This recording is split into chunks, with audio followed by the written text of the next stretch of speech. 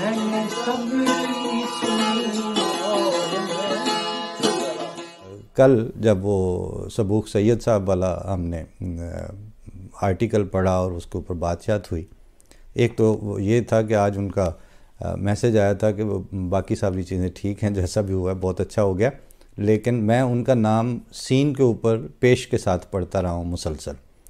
اور وہ چونکہ ذرا ٹیکنیکلی نیا سا نام ہے، کوئی اتنا عام نہیں ہے کہ مطلب محمد دین یا جلال خان، تو ان کے والد صاحب نے اچھا تلاش کر کے محنت کر کے نام رکھا، تو وہ پھر اس کا تلفظ میرے علم میں پہلے نہیں تھا، میں اپنے اس لا علمی کا اور عجز کا اظہار کرتا ہوں، اور انہوں نے پھر بتایا کہ اس کا نام میرا درست کر دیں، بتایا نہیں انہوں نے، لیکن یہ مجھے سمجھ آئی کہ غالباً وہ سین کے اوپر زبر کے ساتھ اگر میں بولوں سبوخ کہوں تو پھر وہ ٹھیک ہے۔ ایک تو جناب میں نے وہ درستی کر دی، تو دوسرا مجھے یہ احساس ہوتا رہا کہ اس طبقے کے، اب جیسے وہ جو انہوں نے باتیں کی، بلکہ میں نے ان کی ویب سائٹ کا مشاہدہ کیا تو اس میں جو ان کی مشن سٹیٹمنٹ تھی وہ 10-15 چیزیں جو لکھی ہوئی ہیں، میں نے پوری لسٹ سامنے رکھی ہوئی تھی کل، کہ وہ نوجوانوں کو بہتری کے اوپر کام کرنا پبلک سیکٹر میں، جمہوریت اور ووٹر رائٹس کے اوپر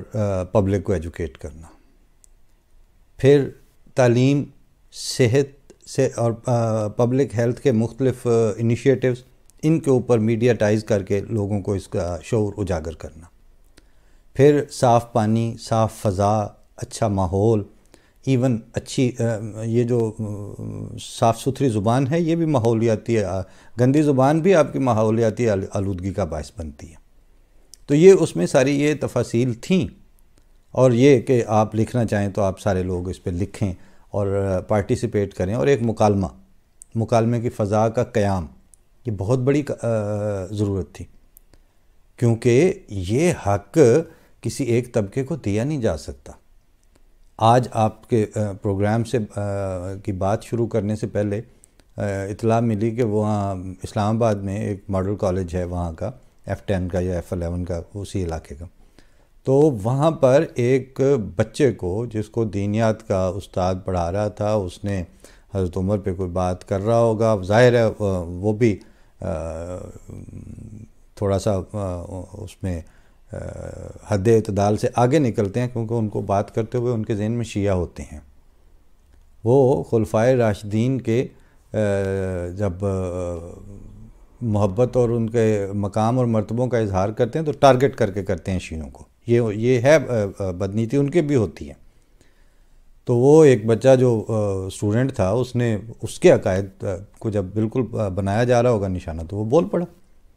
جب وہ بولا اور اس نے جواب دیا تو جواب دینے پہ وہ ساتھ جو 10-12 لڑکے تھے وہ اس کو پڑھ گئے اور سنے ٹیچر، اور پھر ان کو اس کا جلوس نکال کے مار کٹ کے اس کو تھانے میں بند کروایا۔ اور اب تھانہ جو ہے، آج کل کا تھانہ پاکستان میں ایسے ایشوز کے اوپر، مذہبی منافرت اور خاص طور پر جو توہین مذہب کے ایشوز ہیں، ان کے اوپر اب تھانہ بالکل آئینی اور قانونی حدود سے ڈسٹارٹ ہو چکا ہے۔ تھانہ اس وقت جب یہ ایسا واقعہ ہو جاتا ہے تو وہ قانون اور آئین کو دیکھنے کی بجائے وہ اپنے کپڑے بچاتے ہیں، پھاڑ لو انہوں لے بند کر دو، اور ویکھو ہنے کر لینے ہیں، اور اس کے بعد وہاں پر وہ معاویہ نامی جو ایک ان کا ہے، کوئی سپاہی صحابہ ٹائپ واٹ ایور، ان کا ایکٹیوسٹ، وہ وفد لے کے وہاں پہنچا ہے۔ اب اس سارے دورانیے میں قانون اور ریاست تو سائیڈ پہ ہو جاتی ہے، تو جب قانون اور ریاست سائیڈ پہ ہو جاتی ہے تو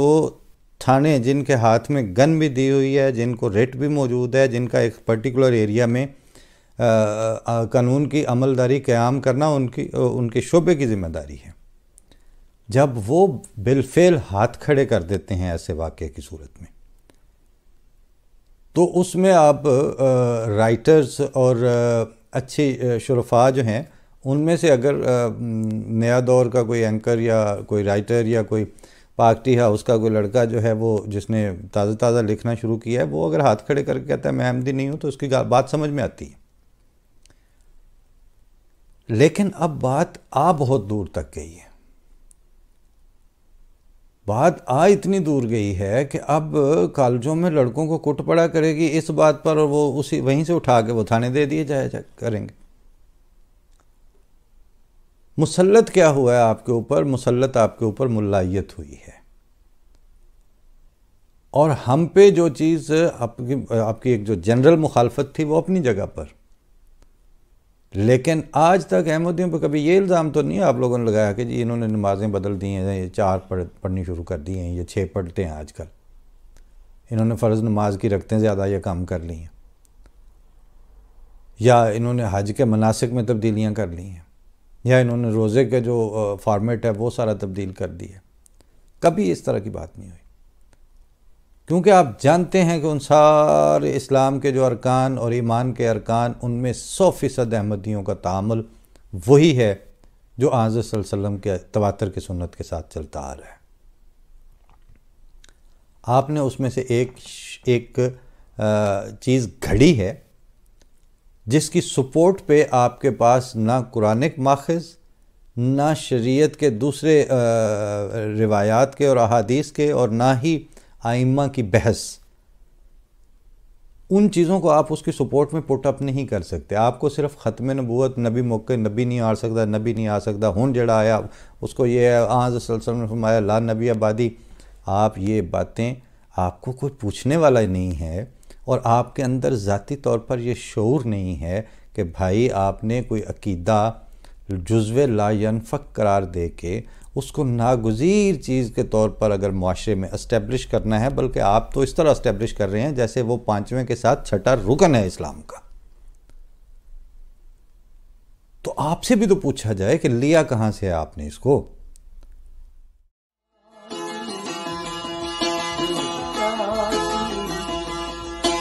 گئی